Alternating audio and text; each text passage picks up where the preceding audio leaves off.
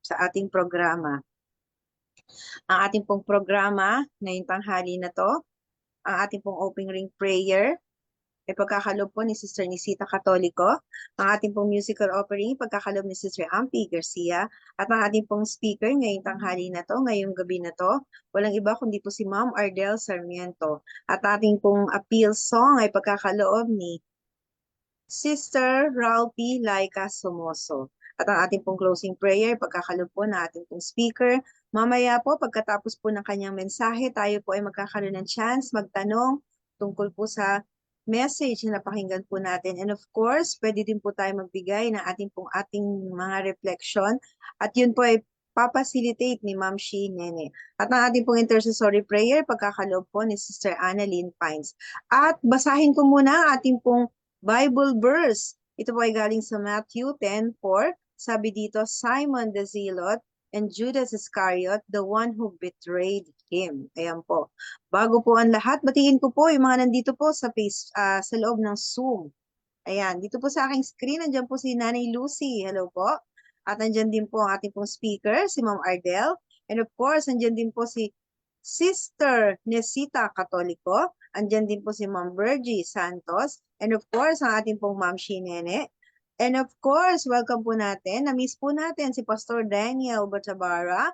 At nandyan din po si Pilmore Enriquez, si Brother John, si Sister Jenny, at si Sister Dada Morado. Andyan din po si Ate Raquel Humitilco. At nandyan din po si Google Pixel 8a. At si Sister Lubel's iPhone. And of course, nandyan din po si Sister Ampi Garcia at si Ma'am Janice. Ayan po. So, ready na po ba yung ating pong opening prayer? Ate Nisita? Yes, ready na. Okay po. Good morning sa ating lahat. Good evening. Saka magandang tanghali. Tayo po, mga kapatid, ay manalangin. Banal namin na sa langit, manamin, kami po ay nagpapasalamat muli sa magandang araw na ito, Panginoon. At binigyan niyo po kami ng pagkakataon na magsama-sama sa platform na ito ng Prayer Warriors. Salamat, Panginoon, sa mga biyayang pinagkalob niyo sa amin, lalong-lalo na ang mga magandang karanasan namin, sa mga magandang buhay na pinagkalob niyo sa araw-araw. Ayun, Panginoon, una sa lahat, kami po ay nagpapasalamat at hingin namin ang kapatawaran ng aming mga kasalanan, Panginoon, para sa ganon ay karapat-dapat kami na maglingkod sa inyo at humingi kami ng mga maraming mga pagpapalas galing sa inyo, Panginoon. Una sa lahat, kami po ay nagpapasalamat dahil binigyan niyo po kami ng pagkakataon na magsama-sama at pagpalain niyo, Panginoon, si Ma'am Ardel Sarmiento na siya ang magbigay ng salita niyo, Panginoon, at bigyan niyo po siya ng katalinuhan, wisdom, at talento para sa ganung, Panginoon, ay maganda ang pag-aaral namin at bigyan niyo din po kami, mga kapatid, na nandito sa platform ng kasaysayan at mga talento namin para sa ganun, Panginoon, ay ready kami na maglingkod sa inyo habang kami po ay nandito sa mundo na makasalanan at kami po ay nagpapasalamat at sa bawat isa sa amin, mga experience namin, Panginoon, ay kami po ay nagpapasalamat sa mga biyayang pinagkalob nyo sa amin at saka mga pinanggaling nyo na mga karamdaman namin, Panginoon. Wala kaming magagawa, Panginoon, kung wala ka sa aming buhay. Kaya pinagkalob nyo sa amin ng mga kagandahang buhay. Ngayon, Panginoon, hingin namin ang kapatawaran ng aming mga kasalanan para kami ay karapat-dapat na maglingkod sa inyo araw-araw. Salamat, Panginoon, sa mga pinarinig nyo at thank you, Lord, for hearing and answered our prayer, Lord. In Jesus' name we pray. Amen. Amen. Thank you so much, Ate Nisita. Ayan, bigay na po natin kay Sister Ampi para sa ating pong special song.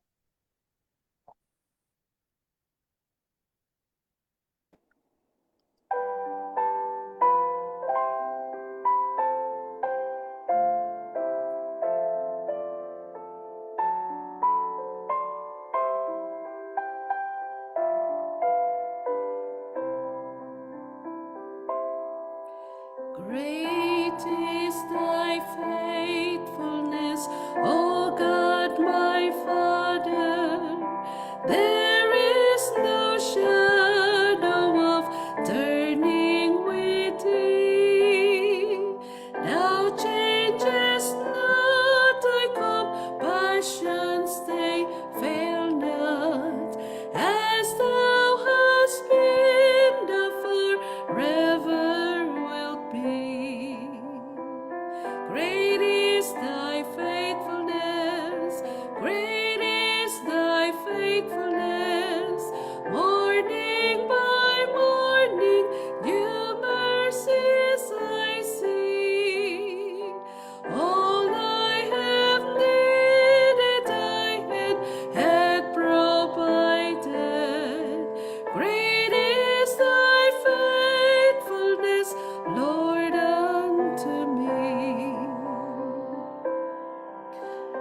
Summer and winter and springtime and harvest, sun, moon, and stars in their courses above, join with all nature in manifold witness to thy great faithfulness, mercy, and love.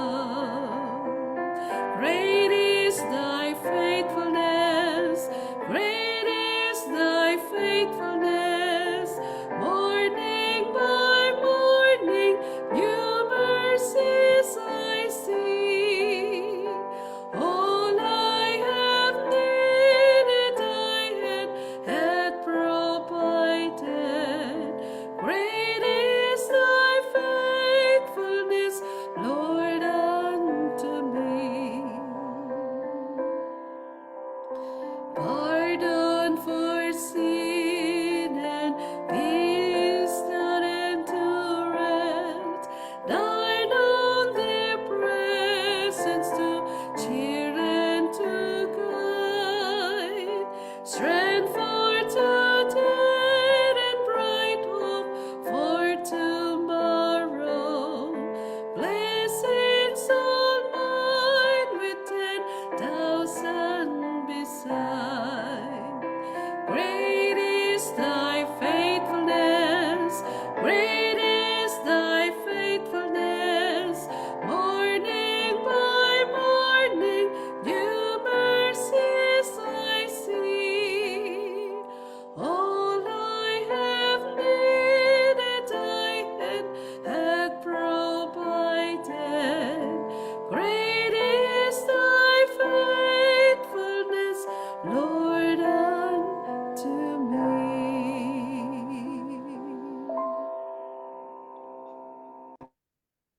Amen.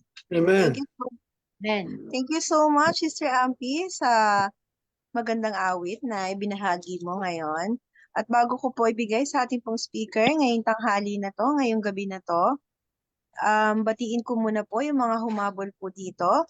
Andiyan po si Ate Connie Sariola, si Ate Rose Puno, si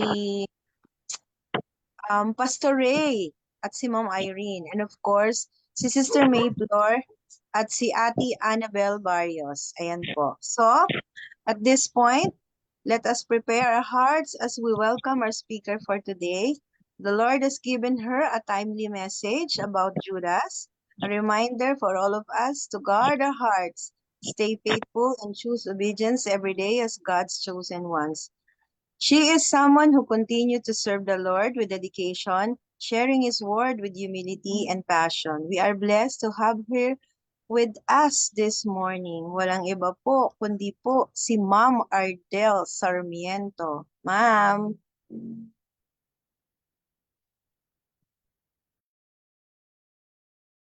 Makamute ka po. Okay. Maganda pong tanghalian, magandang gabi, magandang araw or gabi sa atin pong lahat. Okay. Do you hear me well po? Opo. Okay. So, we have a very, very beautiful, napakaganda po ng ating topic kasi ang ating pong character ay napakasikat.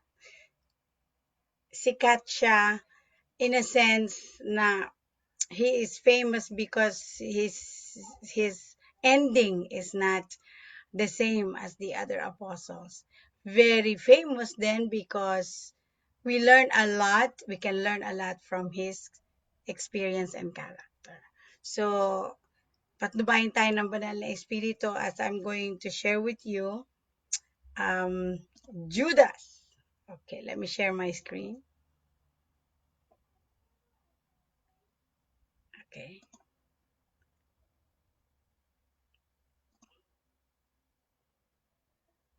Okay, can you see my screen? It's okay. Okay, let's go back. All right.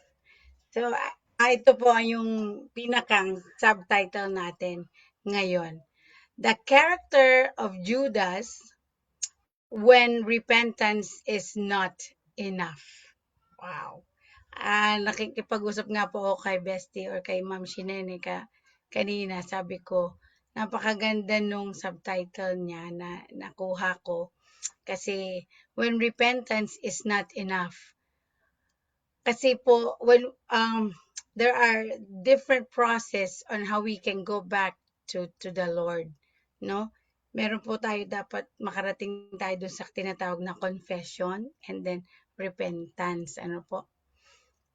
Paano po kung hindi man lang tayo makarating doon? Nakarating nga po tayo sa confession, nakarating tayo sa, kagaya po ni Judas, nakarating sa repentance. Pero sabi po, it is not enough. So, when repentance is not enough, kailan po yun? So, ito po yung malalaman at makikita natin, matutunghayan natin sa buhay ni Judas. Ang sabi po doon, Judas Iscariot, he was known to be, ano po yun? Yung nagkanulo, no? Kay Jesus. So, the character of Judas. So, sabi po doon, Judas Iscariot's name is often synonymous with betrayal. Kaya sabi po doon sa Matthew 10:4 ay, yun nga po, nag-betray. But his story is deeper than just the kiss in Gethsemane. Siya po yung humalik, no? Kaya sabi doon, may halik Judas. Di po ba? Siya ay lumapit kay Jesus. Siya ay kasama ni Jesus.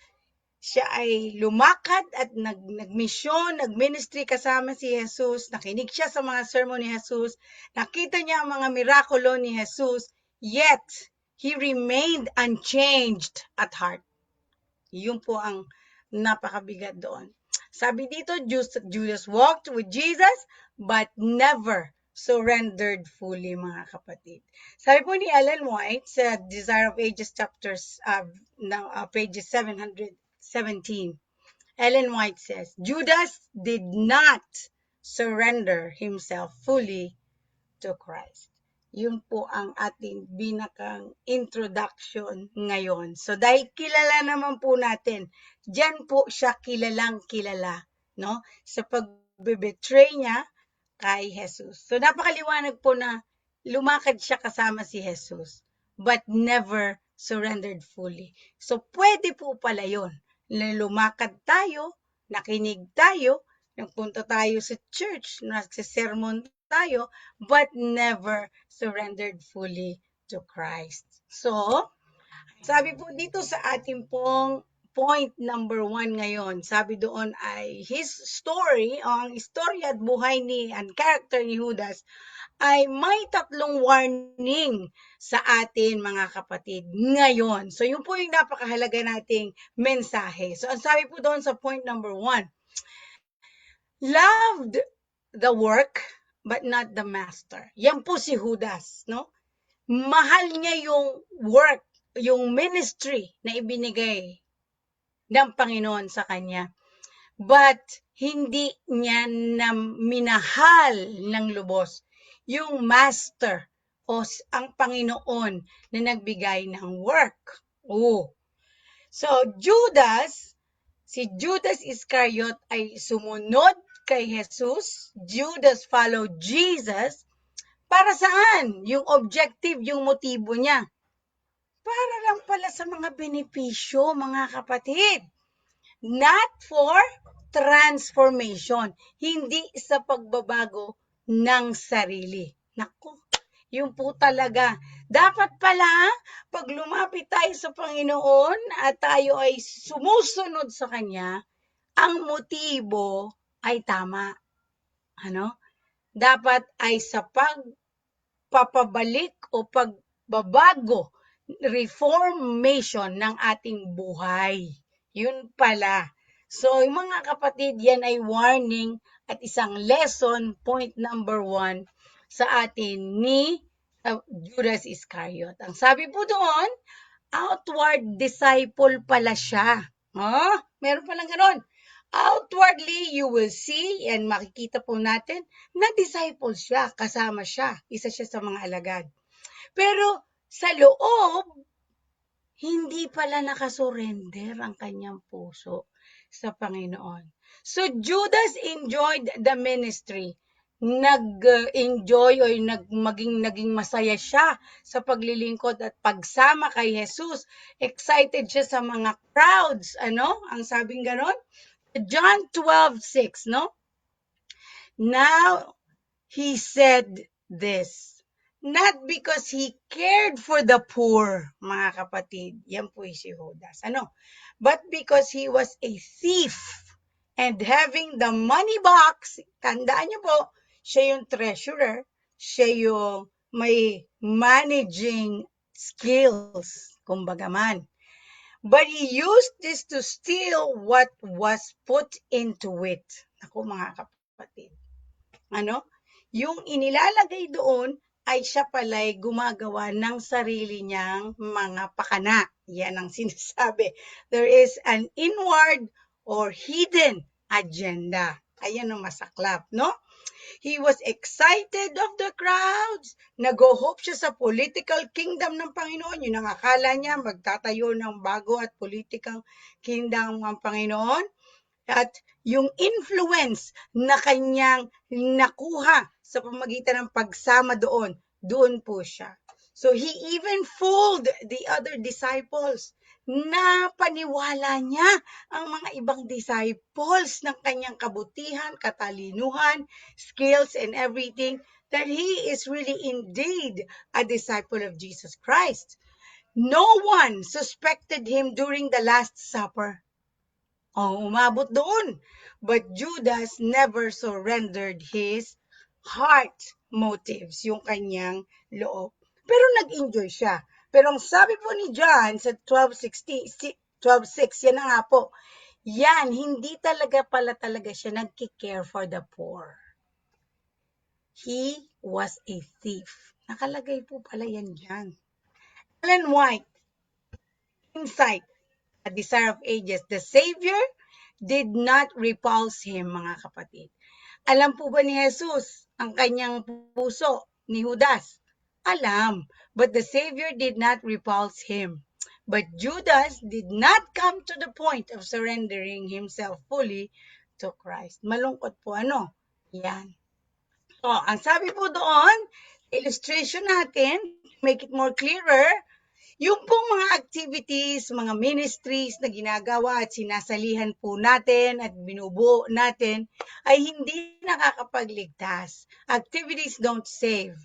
Yung relasyon natin sa Panginoon ang makakapagligtas. So ang tunay na discipleship o ang pagiging alagad ng ating Panginoon is all about surrender. Hindi po all about the activities.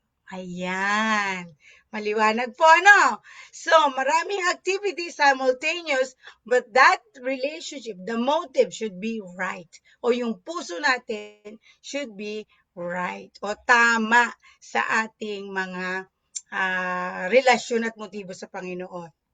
So, sabi po doon, kung you can walk with Jesus and still not follow Him. Ba? Paano yun? Diba? The question is not what do you do for Christ. So hindi po ang tanong doon ano bang ginagawa mo para kay Kristo? Ang tanong po pala is, kung ang puso natin ay nakasuko, ibinigay po ba natin kay Jesus ang ating puso. Yung pala, no? So, hindi yung, oh, sister, ano bang nagawa mo na sa gawain ng Diyos? Ikaw ba'y nagganito? Ikaw ba'y sumali and everything, no? Hindi naman masama po yun. But, we need to make sure that what we do is the result of our surrendering of our hearts to the Lord. Yan, ang ganda, no? Point number 2. Ito po yun. Small sins became big sins. Alam niyo na po yan, ano? Lahat ng malalaking bagay nagsisimula sa maliliit na bagay. Sabi nga doon sa patalastas, ano? Ano yun? Great things comes from small beginnings. Yan. Judas' betrayal grew, lumaki ang kanyang bibetray yung kanyang kaisipan na ipagkanulo si Jesus. Mula saan?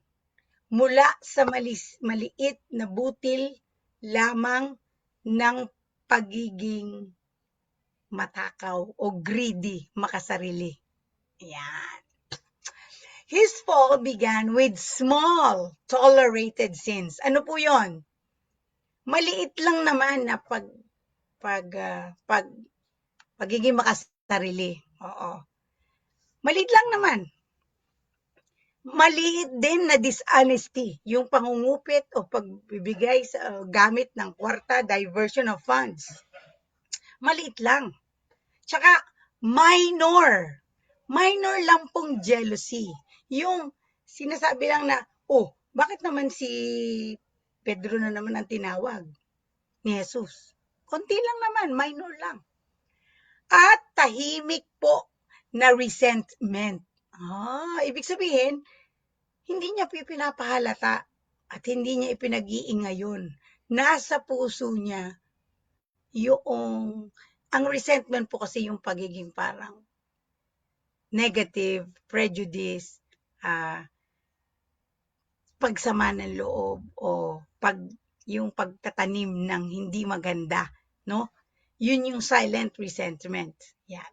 Ngayon, yung pong maliliit na yun, na ingredients na yun, hindi niya po yun na-confess o hindi niya yun ang tawag sa confess ay ano nga yun?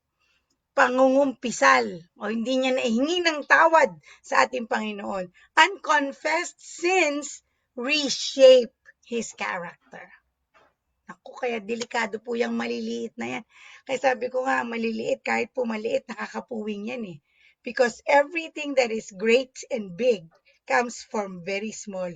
Maliliit lang po yun. Pag hindi po yun napansin, at hindi natin naibigay, yun ang mangyayari. O lalaki.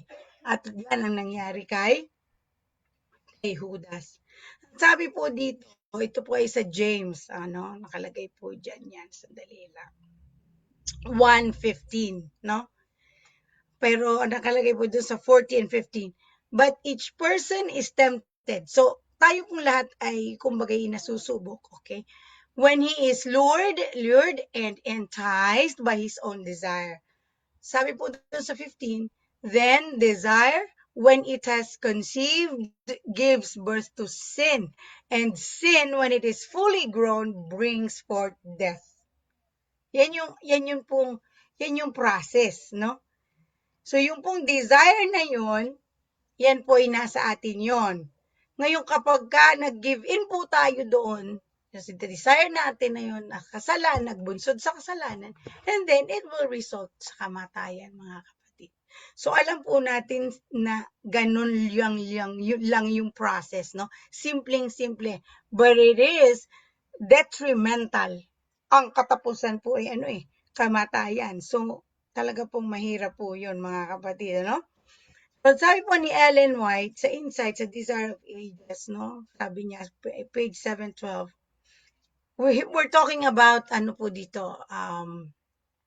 Judas. He, or si Judas, had fostered. Ano ibig sabihin ng fostered? Inalagaan. Pinalago. He had fostered the evil spirit of avarice, nako, until it had become the ruling motive of his life. Ano po yung avarice? Okay, sabi dyan ay yung matinding paghibang o pagkasarili, no? Ang sabi po sa atin sa illustration number 2 na point natin dito is, small cracks in a dam lead to collapse, mga kapatid. Kahit maliit lang na crack yan doon sa dingding ng isang dam. Pag malakas po ang pressure ng tubig and everything, yan po balang araw ay makakapag-cause ng collapse o pagbagsak ng dam. So, ganun din po yung ating relasyon sa Panginoon. Kapag ginigyan natin ng puwang ang maliliit na kasalanan, yung pong relasyon natin sa Panginoon ay babagsak at mawawala, masisira. Small tolerated sins lead to spiritual downfall. Yun po yun. So, hindi po ba pwedeng balawalain yung maliit kasi yan po ang nangyari kay Judas. Yan. So, ang lesson po natin doon, character grows by choice, mga kapatid. So we can choose to do what is right and good and is pleasing to the Lord, or sundin ang kalooban ng Diyos upang patuloy na matransform ang buhay natin. It is our choice. Pagpili po yun. Dahil regalo po sa atin ng Panginoon. Hindi po gusto ng Panginoon na sumunod tayo na parang robot, na parang according to His will na lang. So, choice po natin yun if we're gonna follow His will, His ways, and be transformed.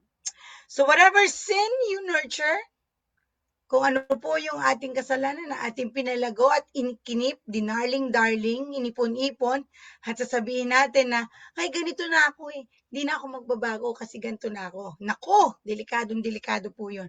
Whatever sin you nurture becomes your master. Yan, nako, mga kapatid, napakaganda. Sabi po dito sa ating, point number 3, ano? Remorse, not repentance. Ayan, naku mga kapatid. Para namang nagsasabihin natin, nagsisi naman po siya. Parang nalungkot naman siya eh. Diba? Kagaya ni Pedro nung nakita niya, na-realize niya na pinagkahiin niya sa Panginoon, he betrayed Jesus. Ganon din si Judas, nag-remorse din siya. Pero ano pong nangyari? Nagsisi po ba siya? Sabi doon, remorse, not repentance pala. Judas felt guilt. Na-guilty po siya at talaga namang lungkot siya. Na-realize niyang mali at gusto niyang puntahan at bawiin yung pilak at kanya nga pong itinapon niyo na talagang para niyang pinagsisihan na binenta niya sa ang Panginoon. Ngunit, ang sabi doon, hindi po conversion, hindi pagbabagong buhay. Sapagkat nalungkot lang siya. But he is more worried at nag-guilty lang siya. Pero yung pagkasisi, yung conversion para mabago at baguhin yung ginawa niya, hindi po siya nakarating doon. Siya ay pumunta sa mga pari at sabi niya, pinagsisisihan niya at hindi niya dapat ginawa yun. Oo. Pero mga kapatid, hindi siya lumapit kay Jesus. Nako, yun pala. Dapat, kapag tayo ay nalungkot at nagsisi at nakita natin na nagsisi, dapat ay sa halip na palayo kay Jesus, siya ay dapat tayong lumapit palalo kay Jesus, mga kapatid, no? So, yung kanya ay nahiya siyang lumapit sa Panginoon, ano? He went to the priest, not to Jesus. And Judas felt guilt, but not conversion. Nakakalungkot po mga kapatid, no? Sabi po dito sa ating lesson sa buhay niya.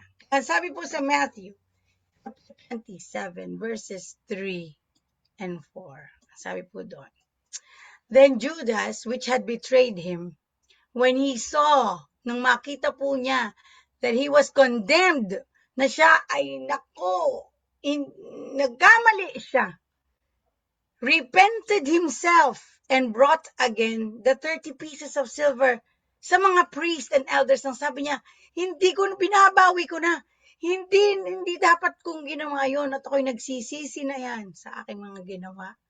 Sabi niya, I have sinned in that I have betrayed the innocent blood.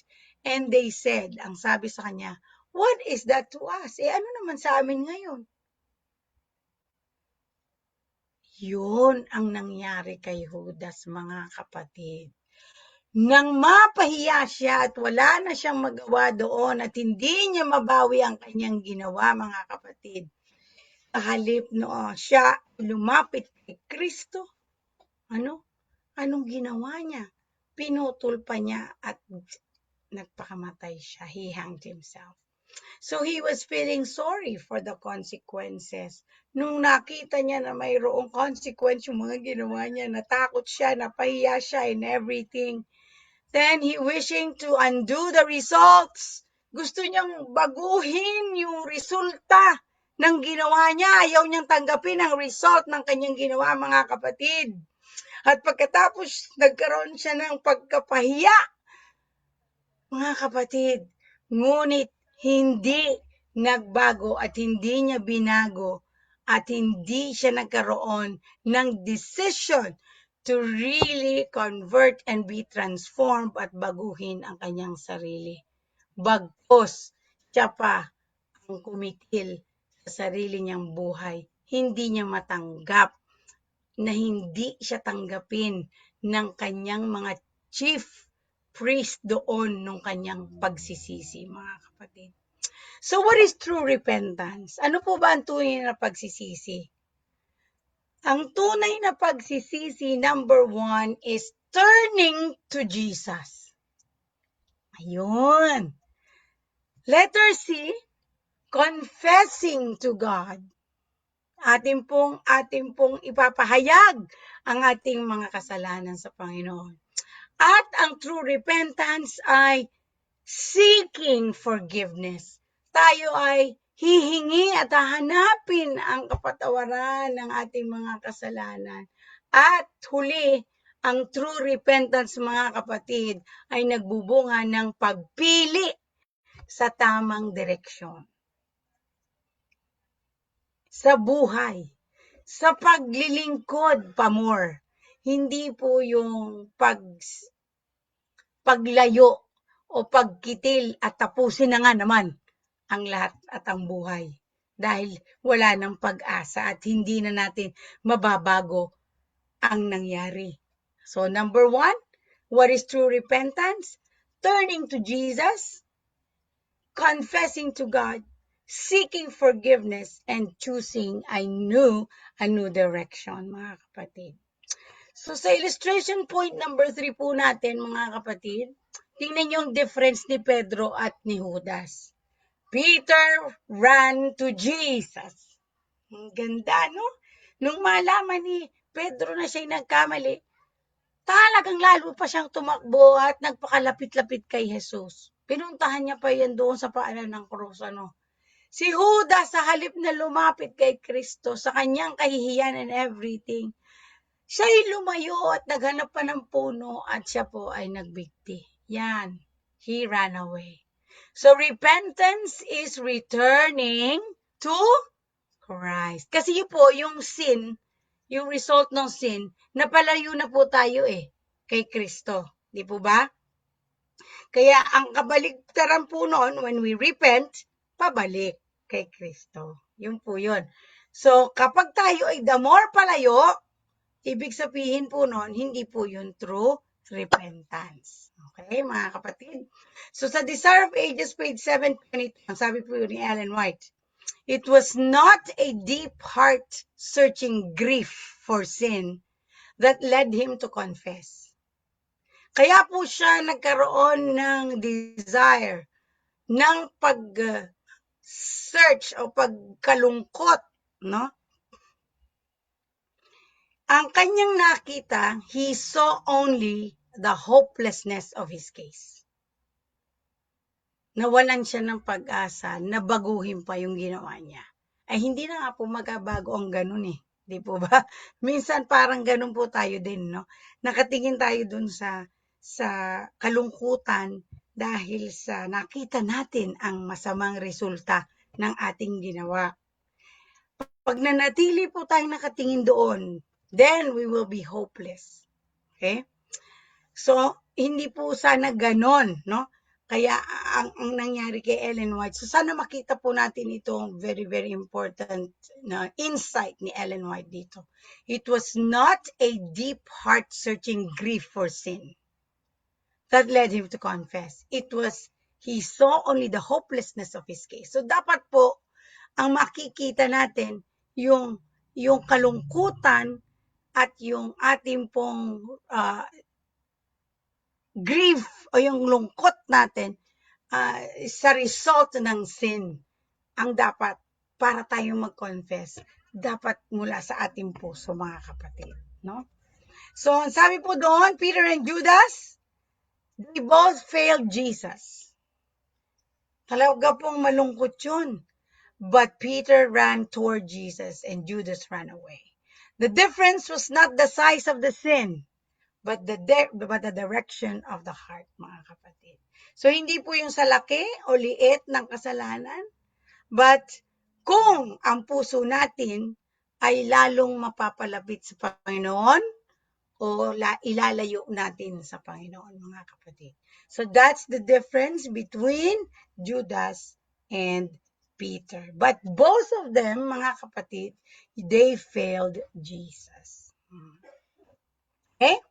So, ang ating pong conclusion, 3 lessons, mga kapatid. Number 1, surrender over activity. Yung puso natin ang may relasyon sa Panginoon, ang motibo ng paglilingkod, hindi po dahil sa naging sikat o masaya ang mag-ministry and the benefits we get from joining missionary endeavors at everything. Alright? Hindi po yun, ngunit ang bunga ng ating pag-surrender ng puso natin sa Panginoon, kaya tayo naglilingkod, kaya tayo umaawit, kaya tayo nagsiserve, nagtuturo, kaya tayo nadodoon sa mga mission trip and mission evangelism and everything. Number 2, don't tolerate small sins. Ayan. Naku, mga kapatid. Minsan dito, no, parang, ay, wag na lang nating pansinin kasi maliit lang naman. Di naman yan alam or what. No, my. Don't tolerate small sins pala. And number 3, choose true repentance. Piliin po natin yung tunay na pagsisisi. Hindi because yung result ay natakot tayo, kundi nakita natin ang bad results ng kasalanan at hindi yun kagustuhan ng ating Panginoon. So the final Ellen G. White thought, mga kapatid, we may have a knowledge of the truth, but unless the truth is brought into the soul, we are as sounding brass. Ako, mga kapatid, these are of ages 309. Si Judas, matalino, magaling mag-manage, treasurer, may pinag-aralan, mga kapatid. Alam niya ang tama. But unless the truth is brought into the soul, mga kapatid, para lang tayong nag-iingay na parang kalimbang ng kampana ng simbahan, ngunit walang laman. Nakakalungkot ang ending, mga kapatid, kung magiging kagaya ng ending ni Judas, ang bawat isa sa atin. Magandang gabi po sa inyong lahat. Magandang tanghali. Pagpalain tayo ng Panginoon. Amen. Thank you. Salamat kay Judas. Ma'am Shi, Ayan. Yes. wala po yung ating appeal song. Oh, andyan naman si si Joanne. Joanne, ready ka ba, Joanne? Okay, ayan. Maraming salamat po, Ma'am Ardel, sa napakaganda at handa ka nga. meaningful message about Judas na talagang ni-remind tayo ngayon to guard our hearts, choose faithfulness, and stay true to the calling of God has given us. Para sa ating pong appeal song, sino po ba mag-a-appeal song? Si Ma'am Joanne. Ma'am Joanne, para sa ating pong appeal song. Hala, seryoso po. Wait lang. Seryoso po. Yes po, seryoso. Opo, kasi tayo ay mga soldiers, kaya lagi tayong handa. Sige po, wait lang. Ah, Sa Panginoong Jesus, ako magtitiwala sa biyaya niya at habang buhay ko ay may kalinga sa pagsubok at lumay, naroon siya at dumaramay. Ang Panginoo'y tapat kailan pa man. Kung ika'y nanlalamig, wala kang malapitan, para bang ang daigdig sa iyo'y nakapasan. Alalahanin mo sana, minamahal ka niya. Ang Panginoo'y tapat kailan pa man. Biyaya niya't habang sa buhay ko'y sapat, di man karapat dapat na ako ay iligtas. Pangako niya'y di nag-iba, di tulad ng iba. Ang Panginoo'y tapat kailan pa man.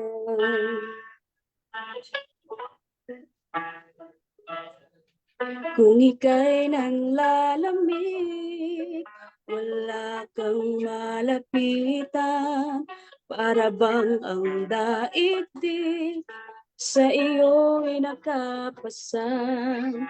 Alalahanin mo sana, minamahal ka niya. Ang Panginoo'y tapat kailan pa man.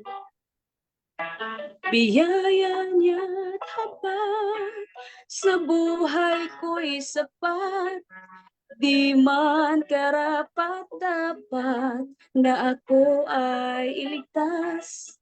Pangako niya'y di nag-iiba, di tulad ng iba. Ang Panginoo'y tapat kailan pa man.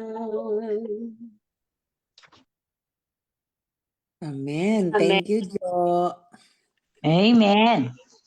Amen na amen. Okay. Thank you so Closing much prayer. po, Ma'am Joanne at Ma'am Ardel, para sa iyo pong closing prayer. Tayo po'y manalangin. Our dear God, Heavenly Father, Lord God, we praise you and thank you so much for this beautiful message we have heard from you, from your servant, disciple, Judas Iscariot. We know, Lord, that you have chosen him, but we have seen how he was not able to really choose you.